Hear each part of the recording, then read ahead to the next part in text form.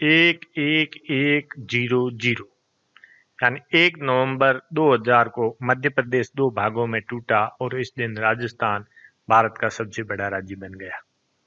राजस्थान का क्षेत्रफल 3.42 lakh square kilometre यानी 3,42,239 वर्ग किलोमीटर या 1.32 लाख वर्ग मील है। वर्ग मील और किलोमीटर में 1.61 का अनुपात है। क्षेत्रीय विस्तार की बात करें तो 23 डिग्री से 30 और 69 से 78, ये याद करने का तरीका है। 23 से 30, 69 से 78 यानी 23 डिग्री 3 मिनट से 30 डिग्री 12 मिनट और 69 डिग्री 30 मिनट से 78 डिग्री 17 मिनट। आपस में ये भी पूछ सकते हैं कि विस्तार कितना हुआ, तो 23 डिग्री 3 मिनट ये 30 डिग्री 12 मिनट में से गए तो 7 डिग्री 9 मिनट। वैसे ही घटाते हैं जैसे हम घंटा और मिनट को घटाते हैं, तो डिग्री और मिनट को आप वैसे ही घटाए तो 7 डिग्री 9 मिनट। और यहाँ 78 में से 69 जाते हैं तो 8 डिग्री 47 मिनट। इसको भी आप घंटा और मिनट के हिसाब से घटाएंगे तो आप बड़ी आसानी से घटा सकते हैं। एक बार ये करके कोशिश करके देखना, परीक्षा में इससे संबंधित सवाल कई बार पूछा गया है। जनसंख्या की दृष्टि से राजस्थान भारत का 7वां बड़ा राज्य है और इसकी उत्तर से दक्षिण की लंबाई 826 किलोमीटर, कोणा से बोरकुंड तक। ये गांवों का भी कई बार पूछा गया, कोणा से बोरकुंड और कटरा गांव से 869 है। सिलावट यानी जगमोहनपुरा, ये नया नाम आया, पहले सिलना नाम था, अब सिलावट कर दिया, फिर जगमोहनपुरा कर दिया। राजस्थान गोडवाडा लैंड का भाग है। 23 डिग्री जो 3 मिनट है, कर्क रेखा आप जानते हैं 23 डिग्री 30 मिनट है, यानी इससे ऊपर थोड़ी चलती है। ये डूंगरपुर की दक्षिणी सीमा बनाती है और बांसवाड़ा के मध्य से गुजरती है। इसलिए आप कहेंगे कि राजस्थान का सिर्फ बांसवाड़ा ऐसा जिला है जो उष्ण कटिबंध में आता है। उष्ण कटिबंध कहते हैं 0 डिग्री से यानी विषुवत रेखा से लेकर 23.5 डिग्री यानी कर्क रेखा के बीच का भाग उष्ण है। इसमें सिर्फ बांसवाड़ा जिले का कुछ आधा भाग आता है। बाकी 23.5 से 66 तक राजस्थान इसके बीच स्थित है, इसलिए राजस्थान उपोष्ण में स्थित है। इधर शीत कटिबंध होगा। राजस्थान का क्षेत्रफल देश के कुल क्षेत्रफल का 10.41% भाग है। राजस्थान में सबसे पहले सूर्योदय यहाँ होगा और सबसे बाद में यहाँ पर। सूर्य की किरणें सबसे सीधी यहाँ पड़ेगी, सबसे तिरछी सूर्य की किरणें यहाँ पर पड़ेगी। राजस्थान की कुल चारों ओर की लंबाई, यदि हम इस रेखा चारों ओर की इस रेखा को मापे तो ये 5920 किलोमीटर लंबी रेखा है। इसमें पाकिस्तान से लगती सीमा 1070 किलोमीटर है। पाकिस्तान की सीमा को रेड क्लिफ लाइन कहते हैं। ये सर रेड क्लिफ ने बनवाई थी, इसलिए इसे रेड क्लिफ लाइन कहते हैं। ये गंगानगर के हिंदूमल कोट से बाड़मेर के बाखासर तक पाकिस्तान से सीमा बनाती है। बाखासर के पास एक छोटा सा गांव है भाल गांव। अब भाल गांव से हिंदूमल कोट तक स्थित है। श्री गंगानगर जिले से पाकिस्तान की सीमा सिर्फ 13 किलोमीटर दूर है, गंगानगर शहर से। तो कौन सा शहर पाकिस्तान के सबसे नजदीक है? तो श्री गंगानगर राजस्थान का सबसे नजदीक शहर है जो सिर्फ 13 किलोमीटर है, जबकि सबसे सीमा पर स्थित दूर जिला बीकानेर है। राजस्थान की सीमा 5 राज्यों से भी लगती है, पंजाब, फिर हरियाणा, फिर यहाँ यूपी, एमपी और गुजरात। अब हम राजस्थान के उन सवालों को लेंगे जो अक्सर याद कर लिए जाते हैं लेकिन बहुत जल्दी भूल जाते हैं। आपको करना ये है कि राजस्थान का एक नक्शा लेना है। ये नक्शा कॉपी आपको 10 रुपये में मिल जाएगी, जिसमें राजस्थान के 20-30 नक्शे होंगे। या आप ऐसा भी कर सकते हैं कि इंटरनेट से राजस्थान का नक्शा डाउनलोड कर ले या देख ले। इसमें सभी जिलों की सीमाएं दिखनी चाहिए। जब आप जिलों की सीमाएं देख ले तो सभी जिलों को इसमें कम से कम 10 बार भरे, बिना देखे आप भर सकते हैं कि कौन सा जिला कहाँ स्थित है। तो आपको बहुत सारे सवाल जो कंपटीशन में पूछे जाएंगे उनके आप उत्तर स्मृति के आधार पर दे पाएंगे। यदि आप ऐसा नहीं करेंगे तो मान के चलना, परीक्षा में यदि घुमाकर सवाल पूछा गया तो आपको उत्तर देने में परेशानी हो जाएगी। हम कुछ सवालों की चर्चा करते हैं कि जो पश्चिमी पाक सीमा है, इस पर 4 जिले स्थित हैं। आपको चारों के नाम और चारों के पाकिस्तान से लगती हुई सीमा की दूरी पता होनी चाहिए, चारों की अलग अलग। जैसे जैसलमेर की 464 है तो बीकानेर की 168। तो ये आपको चारों की पता होनी चाहिए।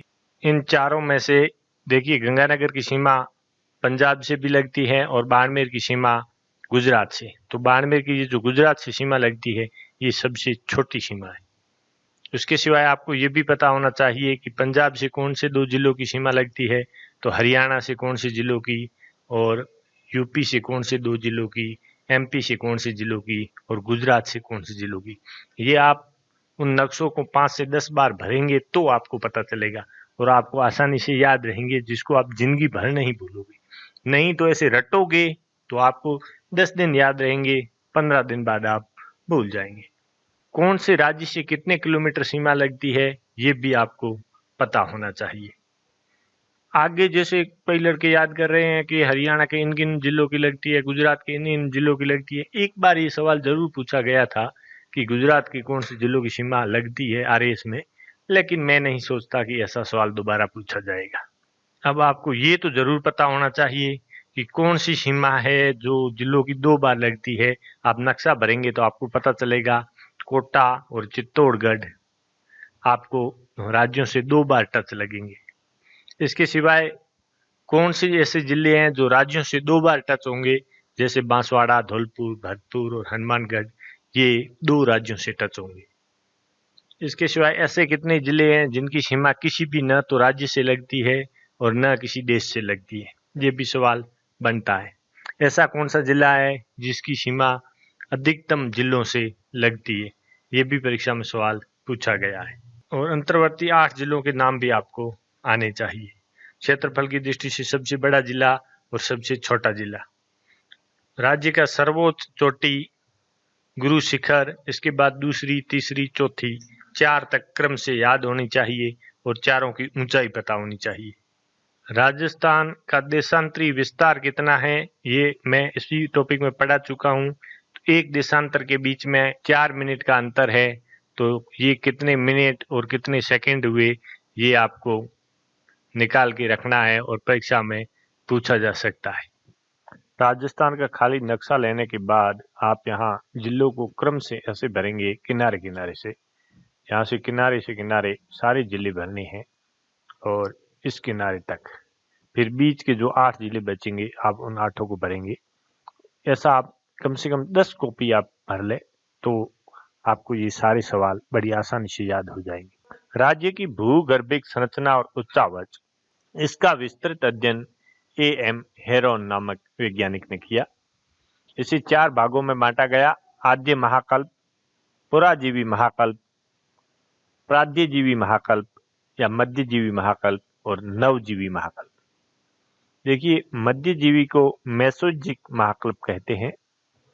आद्य महाकल्प को 2 भागों में बांटा जाता है: प्री अरावली और प्री कैम्ब्रियन। हमारी जो पर्वत श्रृंखला है अरावली, इसका विकास प्री कैम्ब्रियन युग में हुआ। ये परीक्षा में सवाल पूछा जा सकता है। ये प्री कैम्ब्रियन युग 4 से 5 अरब वर्ष पहले था। सिर्फ यही सवाल पूछा जाएगा। ये विश्व की सबसे प्राचीनतम पर्वतमालाओं में से एक है। पुराजीवी महाकल्प में भारत में 3 श्रेणियां हैं: विंध्याचल, कडप्पा और छत्तीसगढ़। राजस्थान का कुछ भाग इस विंध्यन श्रृंखला का है, जैसे नागौर और बिरमानिया। इसका एक अंतिम जो चरण हुआ उसमें पर्मियन और कार्बोनिफेरस युग कहा जाता है। इस पर्मियन और कार्बोनिफेरस युग के प्रमाण हैं बाप बोल्डर और भादुरा बालुकास्म। ये दोनों कार्बोनिफेरस या पर्मियन युग के हैं। सिर्फ आपको इतना याद रखना है कि पुराजीवी महाकल्प में विंध्यन श्रेणी है। विंध्यन श्रेणी में राजस्थान में नागौर और बिरमानिया है। इसका अंतिम काल कार्बोनिफेरस कहलाता है। कार्बोनिफेरस के उदाहरण है राजस्थान में भाप और भादुरा। Okay, clear. अगला है मेसोजिक काल। ये सवाल इसमें पड़ सकता है मेरे हिसाब से। इस समय जुरेसिक कालीन है। जुरेसिक पार्क आपने सुना होगा डायनासोर के बारे में, तो ये जुरेसिक कालीन थे। ये अधिकतर इसके स्थल जैसलमेर में है। जैसलमेर के 2-3 नाम यदि आपको लाठी, फतेहगढ़ या बैसाखी ये नाम मिलते हैं तो मान के चलना कि जुरेसिक कालीन नाम आ रहे हैं। इसमें 2 भाग है, जुरेसिक कालीन और क्रेटेशियस कालीन। वैसे आपको जुरेसिक ही पूछा जाएगा और इसमें मुख्य है आकलवुड फॉसिल्स, यानी जीवाश्म। फॉसिल्स कहते हैं जीवाश्म को। जीवाश्म वो होता है जिसमें जीव मरने के बाद में जमीन के नीचे दब जाता है, लेकिन उसका अवशेष हमें आज तक प्राप्त होता रहता है। और ये आकलवुड फॉसिल्स ये लकड़ी के जीवाश्म है, बड़े बड़े पेड़ों के जीवाश्म है जो आकल गांव जैसलमेर में मिले। ये किस युग के हैं? जुरेसिक कालीन। या दूसरा मेसोजिक कालीन। इसके अतिरिक्त जो लिग्नाइट कोयला बाड़मेर में निकलता है ये भी इसी काल का है।